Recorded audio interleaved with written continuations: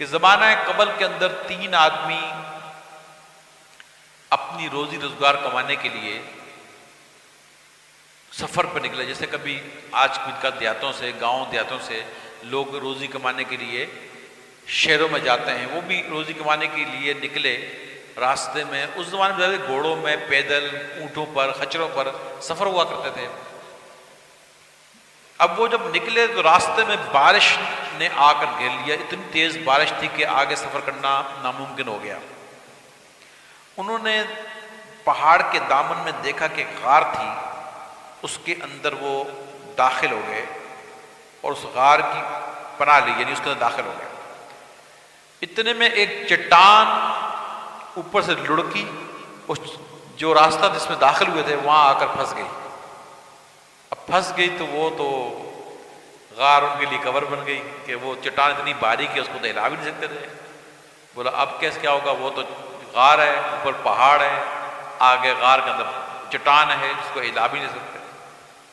تینوں بڑے پریشان ہوئے، رونے لگے. بہت سوچ بچار کے بعد انہوں نے آپس میں مشورہ کیا، اب اس آفت سے اگر اللہ تبارک و تعالیٰ کی ذات مبارکہ میں بچائے تو بچا سکتی ہے، ورنہ بڑا مشکل ہے. ایسا کرتے ہیں کہ زندگی میں کبھی کسی نے کوئی اچھا عمل، ایسا کوئی خاص عمل کیا ہو، اس کا وسیلہ دے کے اللہ سے دعا مانگتے ہیں. تو سب اپنا وسیلہ دو.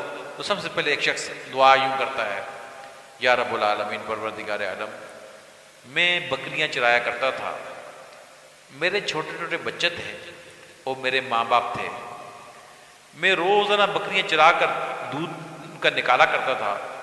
میرے بچے جب رویا کرتے تھے، مگر جب تک میں اپنے ماں باپ کو دودھ نہ پلا لوں اپنے بچوں کو نہیں پلایا کرتا تھا.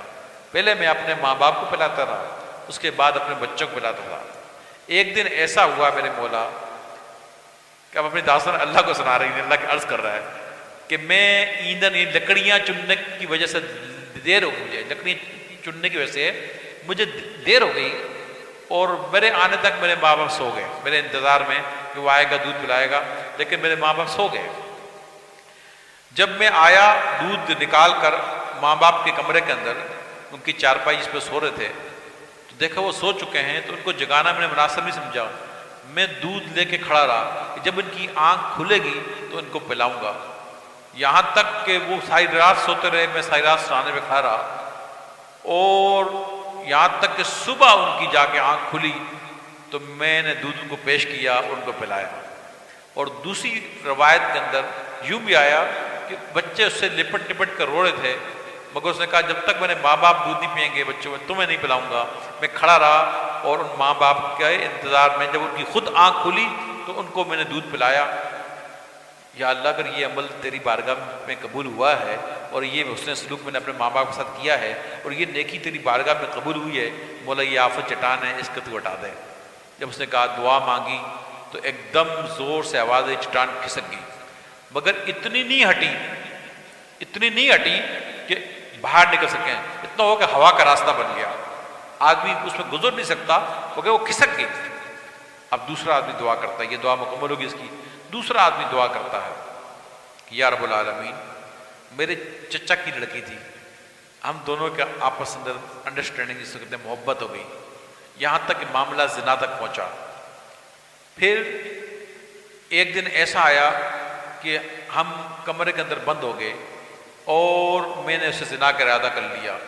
جب زنا کا وقت قریب آیا تو ایک دم میرے دل میں تیرا خوف پیدا ہوا، اور تیری رضا کی خاطر، تیرے خوف کی وجہ سے یہ کام یا اللہ میں نے نہیں کیا، اس کو چھوڑ دیا اور اس کام سے باز رہا.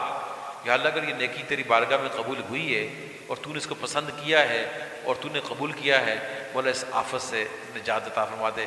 اتنے میں ایک زور سے جھٹکا لگا، چٹان اور کھسک گئی، مگر اتنی نہیں کھسکی کہ ابھی بھی وہ باہر جا سکیں.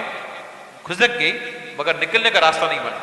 اب تیسرا شخص دعا کرتا ہے، یا رب العالمین، پروردگار عالم، فلاں شخص مزدوری کیا کرتا تھا اور اس نے اپنا مال میرے پاس امانت کے طور پر رکھوا دیا.